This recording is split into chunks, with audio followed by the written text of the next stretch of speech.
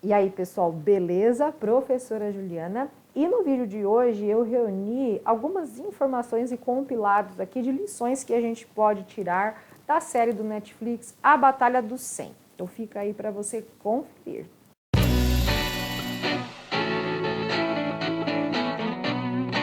Bom, então antes que você me pergunte, né, eu vou tentar não dar spoilers com relação à série, mas eu recomendo desde já que você assista a série, então, Batalha dos 100 do Netflix.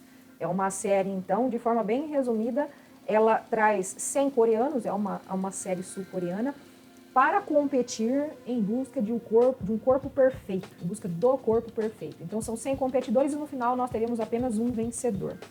E nesse meio termo eles têm várias provas dos mais diferentes tipos, tendo que disputar individualmente, em grupos, em equipes, certo? E existem alguns casos já relatados de pessoas que acabaram, né, se machucando sério, né, durante a série, coisas que não foram mostradas, algumas sim, outras não. Mas nós não estamos falando aqui de que nós devemos fazer o que aquelas pessoas estavam fazendo, né? Viver de forma sobre-humana, né? São coisas assim que a gente duvida, né? Que a gente conseguiria fazer isso todos os dias, e nem eles estão lá para fazer isso todos os dias. É uma prova, é uma competição. Mesmo assim, nós temos várias lições que nós podemos tirar para a nossa vida daquilo que eles enfrentaram lá. Independente de você ter gostado da série, não ter gostado, né? Achado que foi um exagero, mas essas lições prevalecem para a gente. Tá? Então eu gostaria de colocar algumas aqui. Não vou ficar eu detalhar por prova, né, pra gente tirar as lições, porque é uma série que me marcou muito, né? Eu acho que foi muito interessante o que eu pude aprender ali. E eu vou até reassistir, vou ver várias vezes, porque cada vez que a gente vê, com certeza tem ensinamentos novos, né? Mas assim, então eu já gostaria de começar falando, né, uma das primeiras coisas que eu percebi ali é que nem sempre você ter um físico forte, grande, trabalhado, vai ser um sinal de que você vai se dar bem, né? Que você vai vencer uma prova, você vai conseguir se sair bem, tá? Muitas vezes na nossa vida não é força que a gente precisa de jeito para resolver uma situação, de estratégia. Então acho que isso é algo que marcou muito ali na prova, porque nós tínhamos situações em que numa prova, visivelmente uma pessoa, ela estava melhor e mais adaptada que outra, e aquela outra que não estava adaptada, então, ela pensava em alguma estratégia para conseguir sair daquilo da melhor forma possível. Tá? E curiosamente nós tivemos provas em que as pessoas mais fortes eram aptas a ganharem, a vencerem com facilidade e não o fizeram. Tá? Pessoas com físicos um pouquinho menos fortes, né? Menos preparadas, com menos condicionamento com relação a esses fisiculturistas ou a esses mais fortes, conseguiram vencer a prova, tá? Então nem sempre um físico forte é tudo nessa vida, né? Então a gente precisa de estratégia para várias situações da nossa vida. Você dá o seu jeito, os seus pulos, né, e consegue sair de determinadas situações, certo? Outra coisa que eu achei muito importante nessa série é a questão de que não existe idade para você se dar bem e fazer as coisas acontecerem na sua vida, tá? Às vezes a pessoa tem 30 anos, 40 anos, e ela tá lá, não, será que eu devo mudar de carreira na minha vida? Será que eu devo fazer isso? Será que eu tenho idade para isso, né? E ali na série fica bem claro que uma das pessoas ali, um dos competidores mais respeitados, não vários, né? Mas os mais respeitados ali, que pegaram até posições de liderança ali dentro de equipes, eram os mais velhos. E mesmo assim, por ser mais velho, por ter mais idade, não tiveram nenhum prejuízo durante as provas, né? Não tiveram com que o seu físico atrapalhasse eles de renderem, não. Porque não existe idade. Claro que a gente sempre vai fazer as coisas de acordo com aquilo que o nosso corpo aguenta, a nossa mente aguenta, com certeza. Mas a gente não pode usar isso como uma desculpa, né? Eu falo hoje para os meus alunos que a geração vindoura tem previsão aí de viver até os 90 anos. Então, se você for parar pra pensar, vai viver até os 90, 30 anos, 40 anos, você não está nem na metade da sua vida ainda. Então, não tem idade para você começar a estudar, começar a fazer aquilo que é bom para você, uma atividade física, tá? É sempre idade para você começar algo de bom na sua vida. No caso ali, né, competição, os esportes e tudo mais. Então, você tem que aproveitar isso para a sua vida, levar essa lição para a sua vida também, certo? Outra coisa muito legal que eu pude perceber nessa série é com relação a nós, mulheres maravilhosas, né? Então, aquela história de que mulher é o sexo frágil, né? Ali fica bem evidente que não. Nós temos mulheres guerreiras, lutadoras e vencedoras, né? Lutando cara a cara, de igual para igual com homens, tá? Então, mesmo que ainda em alguma situação elas não tenham a força física que o cara tinha naquele momento, mas elas foram firmes até o final, elas não desistiram. E nas provas em equipe, onde a gente tinha homens e mulheres, voltando à situação da estratégia, né? O fato de usar a força feminina ou a rapidez feminina de forma diferente da do homem foi muito importante, tá?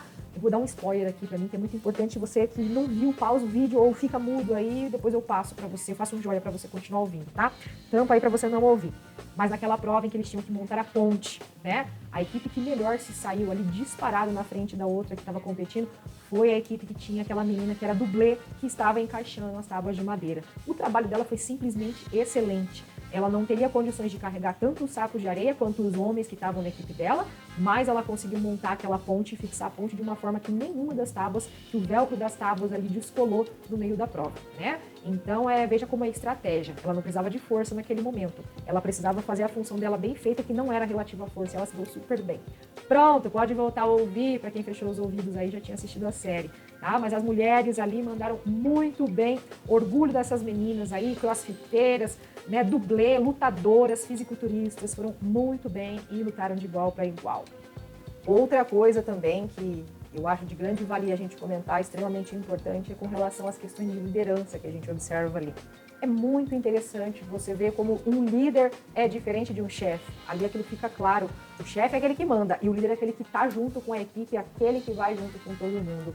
E nós percebemos assim que algumas provas que foram nomeadas, alguns líderes foram escolhidos, depois nas outras provas eles já não tem mais aquela união para que a prova esteja acontecendo, ou seja, ali depois vira individual, um contra um, mas eles ainda assim, a equipe ainda assim valoriza aquele cara que eles colocaram como líder, né? E o próprio líder fala, ele já perdeu determinada prova, mas a mentalidade dele é essa, eu ainda quero alguém da minha equipe no pódio, né? Então é muito bonito você ver assim, esse espírito de liderança e esse espírito de respeito que eles têm entre eles.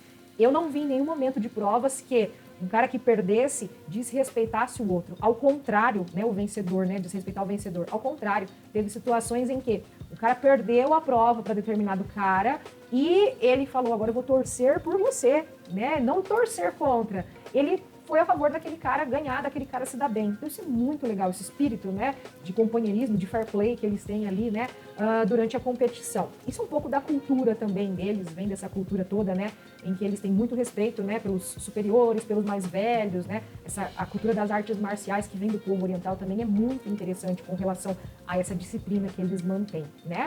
E, então eu acho que isso é muito importante, essa questão dos líderes, como os líderes apoiavam a sua equipe. A equipe tinha tudo para dar errado, mas por causa da cabeça, do líder, eles fizeram dar certo, né? Foram achando estratégias para lidar. A prova do navio, não vou entrar em detalhes, mas a prova do navio é uma prova extremamente estratégica. E se você não tem um bom líder, a equipe não vai.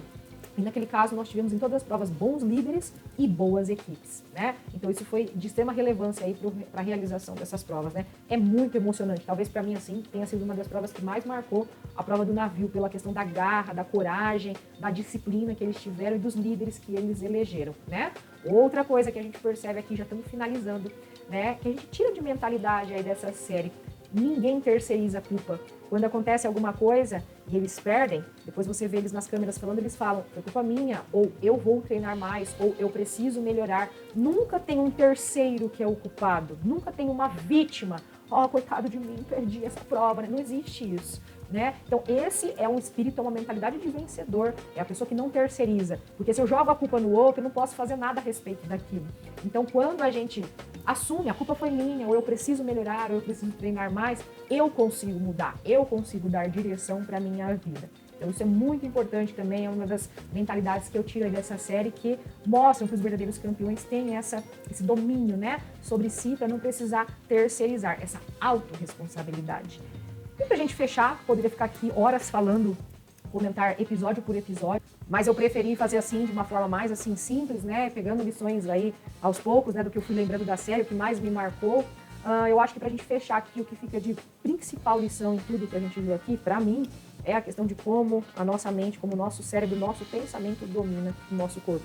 Você pode ter um corpo forte pra caramba, você pode ser bom pra caramba, em qualquer coisa que você for pensar. Mas se você não pensa assim, você colocou tudo a perder. Então, acho que isso é uma coisa muito importante. Da mesma forma que você pode ter todas as dificuldades do mundo, né? Seja ali na parte física, na parte de força, o que for ali, né? Estratégia. Mas se a sua mente perder, você já é derrotado antes mesmo de começar. podemos ver isso nas provas finais, né, nos castigos que eles tiveram lá. Gente, é surreal o quanto uma mente pode trabalhar, né? O quanto uma mente pode jogar a favor de uma pessoa, né? Por horas segurando lá uma pedra e tal, e fazendo as competições de corrida e de carregar. É muita força envolvida. Mas a força não vem só do físico, a força deles vem da mente e da mentalidade. Então tudo começa aqui, para depois isso ser externalizado pelo físico. Então é sobre autoconfiança, é sobre confiar em você mesmo, é sobre dar o seu melhor, é sobre, se você não conseguiu, você está tranquilo porque você fez o seu melhor e você vai fazer da próxima vez melhor ainda, você vai pensar em como você pode arrumar aquele resultado, né? Melhorar aquele resultado, né? É sobre estratégias.